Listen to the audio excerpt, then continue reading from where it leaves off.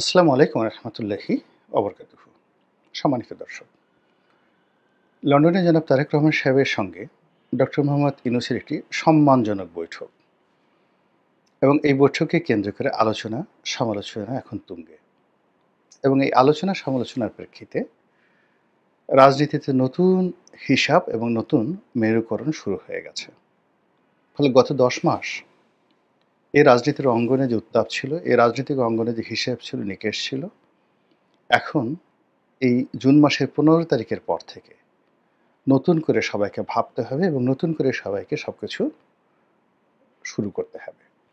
সেই বিষয়গুলো নিয়ে আলোচনা করব, কিন্তু তার আগে বলে নেই, যখন ডক্টর মোহাম্মদ ইউনূস সাহেব আসলেন ক্ষমতাতে, আপনারা যারা আমার অনুষ্ঠান দেখেন, সেটা মূলধারার টেলিভিশনগুলো বলেন বা পত্রপত্রিকা আমার লেখালেখি অথবা বিভিন্ন গণমাধ্যমে যে আমার সাক্ষাৎকারগুলো হয় বা আমার নিজের ইউটিউব চ্যানেলে, আমি একটা জিনিস প্রথম দিন থেকে বলে আসছি, সেটা হলো ডক্টর মোহাম্মদ ইউনূস এবং তার সরকারের যারা কর্তা ব্যক্তি, তাদের সকলেরই উচিত দেশের প্রধানতম রাজনৈতিক দলগুলো রয়েছে তাদের সঙ্গে একটা ইন্টারপার্সোনাল রিলেশনশিপ গড়ে তোলা, যেখানে কোনো ইগো থাকবে না, একেবারে খোলামেলা। এটাকে আমরা ফেলোশিপ বলি। তো সেক্ষেত্রে ধরুন, আওয়ামী লীগ তো দৃশ্যপটে নেই, নিষিদ্ধ বলেন আর জুলাই আগস্ট বিপ্লবে পরাজিত শক্তি বলেন, কিন্তু যে সকল প্রধান রাজনৈতিক দল এখন পর্যন্ত নিষিদ্ধ নয়, যেমন ধরুন আওয়ামী লীগের সহযোগী যে দলগুলো, সেক্ষেত্রে জাতীয় পার্টি, জাসদ থেকে শুরু করে, মানে আপনি সবাইকে শত্রু বানাতে পারবেন না। আপনি একজনকে টার্গেট করে বাকি সবাইকে আলাদা করে দিন, তাহলে শূন্যতাটা কম হবে। এই কথাগুলো কিন্তু আমি প্রথম দিন থেকে বলে আসছিলাম। 2 নম্বর হলো যে, এই মুহূর্তে রাজনীতিতে দুটো গুরুত্বপূর্ণ স্টেক হোল্ডার রাজনীতিতে, একটা হলো বিএনপি এবং আরেকটা হলো জামাত। তো আমি চেয়েছিলাম যে জামাতের সঙ্গে এবং বিএনপির সঙ্গে ডক্টর মোহাম্মদ ইউনূসের সম্পর্কটা পারিবারিক হোক। ডক্টর মোহাম্মদ ইউনূস সাহেব লন্ডন গিয়ে তারেক রহমান সাহেবের সঙ্গে বৈঠক করুন, কথা আমি বহুবার বলেছি। বেগম খালেদা জিয়ার বাসায় উনি যান, সম্পর্কটা স্বাভাবিক হোক এবং একান্ত পারিবারিক হোক। একই সঙ্গে তিনি জামাতের অফিসে যান, বারবার জামাত তাদের অফিসে যাবে, এটা অনেকটা কর্তৃত্ববাদী হয়ে যায়। রাজনীতিতে এই জিনিসগুলো, এই ইগো থাকে না। এখানে দেখা গেল যে জামাত বা অন্যান্য রাজনৈতিক দলের যারা শীর্ষ নেতা, তাদের কারোর মধ্যে কিন্তু এই ইগো নাই। যখন তাদের প্রয়োজন, তারা কিন্তু লজ্জা শরম ত্যাগ করে প্রতিপক্ষের সাথে, শত্রুর সঙ্গে সমঝোতায় বসতে হচ্ছে। তো প্রধান উপদেষ্টার যে পদ এবং পদবি, এটা মূলত একটা পলিটিক্যাল পোস্ট অ্যান্ড পোর্টফোলিও। 2 নম্বর হলো যে, এর সঙ্গে জনগণের আশা আকাঙ্ক্ষা যুক্ত হয়েছে, বিশেষ করে এই জুলাই আগস্ট বিপ্লবের কারণে। ফলে এটা যে কেবল একটা পলিটিক্যাল পোস্ট অ্যান্ড পোর্টফোলিও তা নয়, তার সঙ্গে সঙ্গে জনগণের আশা এবং আকাঙ্ক্ষার একটা বিরাট অংশ এইটাকে কেন্দ্র করে রয়েছে। ফলে এখানে আমজনতার সঙ্গে সম্পর্ক রক্ষা করতে হলে ইগো থাকা চলবে না, ব্যারিয়ার থাকা চলবে না। অতীতে আমরা জাস্টিস হাবিবুর রহমান সাহেবকে দেখেছি এই ক্ষেত্রে সবচেয়ে সফলতম, মানে তিনি কোনো অবস্থাতেই তার অফিসের সঙ্গে জনগণের এবং পলিটিক্যাল যে শক্তিসমূহ রয়েছে সেটার কোনো দূরত্ব ছিল না। ফলে ইতিহাসের সবচেয়ে সুন্দর একটা নির্বাচন এবং একটা তত্ত্বাবধায়ক সরকার উপহার দিয়ে এই ঢাকা শহরে কোনো রকম রাষ্ট্রীয় প্রোটোকল ছাড়া রমনা পার্কে খুব সকালবেলা প্রাতঃভ্রমণ করেছেন, সন্ধ্যার পরে প্রাতঃভ্রমণ করেছেন, বিকেলবেলা হেঁটেছেন, সাধারণ মানুষের সঙ্গে শুভেচ্ছা বিনিময় করেছেন এবং মৃত্যুর পূর্বক্ষণ পর্যন্ত জাতির মন এবং মননে সম্মান এবং মর্যাদার সর্বোচ্চ শিখরে ছিলেন জাস্টিস হাবিবুর রহমান। কারোর সাথে দ্বিধাদ্বন্দ্ব, শত্রুতা তৈরি হয়নি। বিচারপতি শাহাবুদ্দিন সাহেব ভালো নির্বাচন করেছেন, কিন্তু তিনি আওয়ামী লীগের রাষ্ট্রপতি হওয়ার কারণে আওয়ামী লীগের সঙ্গে তার সম্পর্কটা শেষ পর্যন্ত ভালো যায়নি। আবার লতিফুর রহমান সাহেব নির্বাচন করেছেন, ভালো করেছেন, কিন্তু তার কর্মকাণ্ডের কারণে আওয়ামী লীগের সঙ্গে তার সম্পর্ক ভালো ছিল না। একমাত্র জাস্টিস হাবিবুর রহমানের কার্যকাল, মেয়াদকাল, তার কর্মকাণ্ড প্রো পিউপিল ছিল এবং এই বিষয়টি ডক্টর মোহাম্মদ ইউনূস খুব ভালো করে জানেন। তার সঙ্গে জাস্টিস হাবিবুর রহমানের সম্পর্ক খুব ভালো ছিল। তো সেদিক থেকে আমার এক্সপেকটেশন ছিল যে উনি ওইরকম কিছু একটা করুন। সবার সাথে খোলামেলা চালচলন করুন এবং পরবর্তীতে তিনি গ্রামীণ ব্যাংকের মানুষ হয়ে থাকুন, নোবেল লরিয়েট হয়ে থাকুন এবং আমজনতার মানুষ হয়ে থাকুন। তো এই এক্সপেকটেশন থেকে কথাগুলো আমি বলেছিলাম এবং যখন আমি দেখলাম যে বিপরীতে সবকিছু হচ্ছে, সঙ্গত কারণেই সমালোচনামুখর হয়েছি একেবারে সেই আগস্টের 10 তারিখ থেকে। আমার যারা ঘনিষ্ঠজন ছিলেন তারা প্রথম দিন থেকে আমাকে অনেকে নিষেধ করেছেন, অনেকে বলেছেন। যারা আমাকে পছন্দ করেন না তারা গালাগাল করেছেন। ভীষণ রকমভাবে আমাকে একজন আনপ্রেডিক্টেবল মানুষ হিসাবে বর্ণনা করার চেষ্টা করেছেন। কিন্তু তারপরে আমি আমার যে সমালোচনা সেটার ধারাবাহিকতা বজায় রেখেছি। এবং এখন পর্যন্ত আমি সেটার উপরে আছি। তো সেই দিক থেকে জনাব তারেক রহমান সাহেবের সঙ্গে ডক্টর মোহাম্মদ ইউনূসের যে বৈঠক, এটি একটা প্রস্তাবনা ছিল। এই বৈঠকটি যদি ২০২৪ সনের জুলাই, আগস্ট বিপ্লবের পরপর সেপ্টেম্বর, অক্টোবরে হতো, আজকের এই সমস্যাগুলো একটিও তৈরি হতো না, এখন যা কিছু হচ্ছে।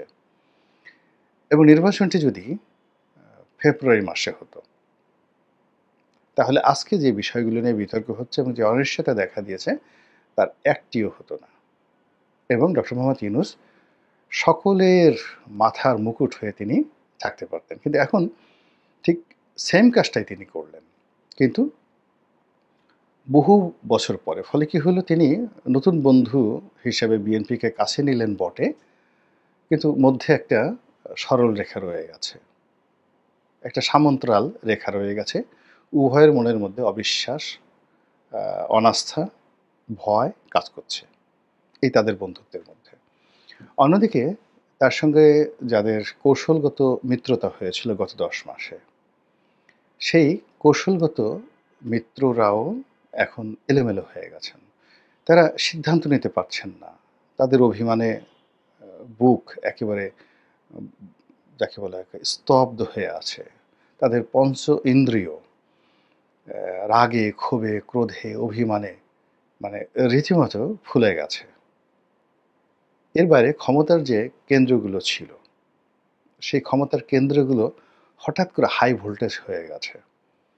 যেমন ক্যান্টনমেন্ট একটা ক্ষমতার কেন্দ্র, গণভবনের বাইরে বঙ্গভবন একটা ক্ষমতার কেন্দ্র, সচিবালয়, সেক্রেটারিয়েট একটা ক্ষমতার কেন্দ্র, সুপ্রিম কোর্ট একটা ক্ষমতার কেন্দ্র, যমুনা একটা ক্ষমতার কেন্দ্র।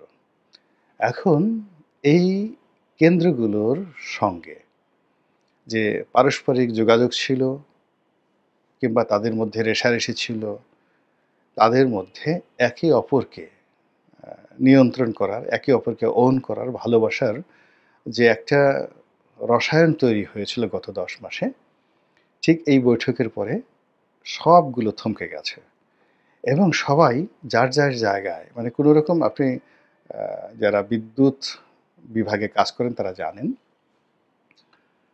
যে কোনো একটি বিদ্যুৎ প্ল্যান্টে যখন বিদ্যুৎ উৎপন্ন হয়, ধরুন 10,000 ভোল্টের বিদ্যুৎ পরিবাহনের জন্য একটা সঞ্চালন লাইন, আর বিদ্যুৎ সেখানে তৈরি হচ্ছে 10 মেগাওয়াট। তো 10,000 মেগাওয়াট বিদ্যুৎ বা 10 মেগাওয়াট বিদ্যুৎ তৈরি হচ্ছে একটা পাওয়ার প্ল্যান্টে এবং সেখান থেকে বিদ্যুৎ যে সঞ্চালন লাইনে এসছে সেটা হয়তো 10,000 ভোল্ট বা 22,000 ভোল্ট, ওই ভোল্টে চলছে। হঠাৎ করে কোনো একটা পরিস্থিতির কারণে দেখা গেল যে সঞ্চালন লাইনটা বন্ধ হয়ে গেছে।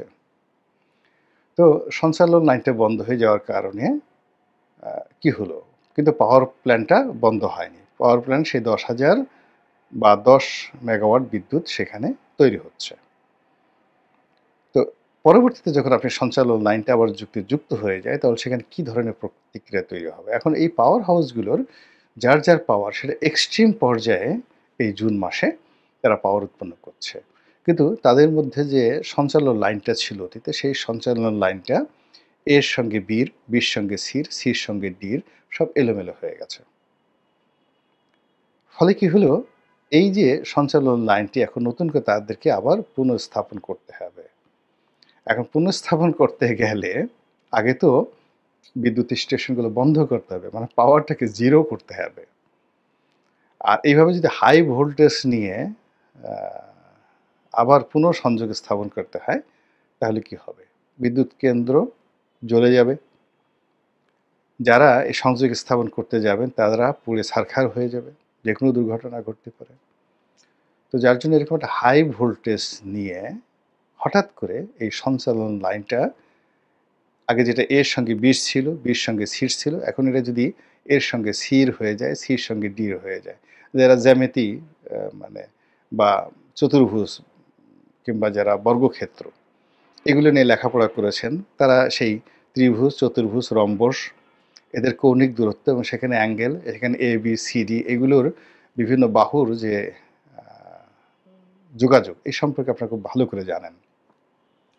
এখন তদ্রূপ ডক্টর মোহাম্মদ ইউনূসের সঙ্গে এই সময়টাতে একেবারে রিয়েলিটি, সাদামাটা কথা যদি বলি, তাহলে ক্যান্টনমেন্টের সাথে সম্পর্ক ভালো যাচ্ছিল না।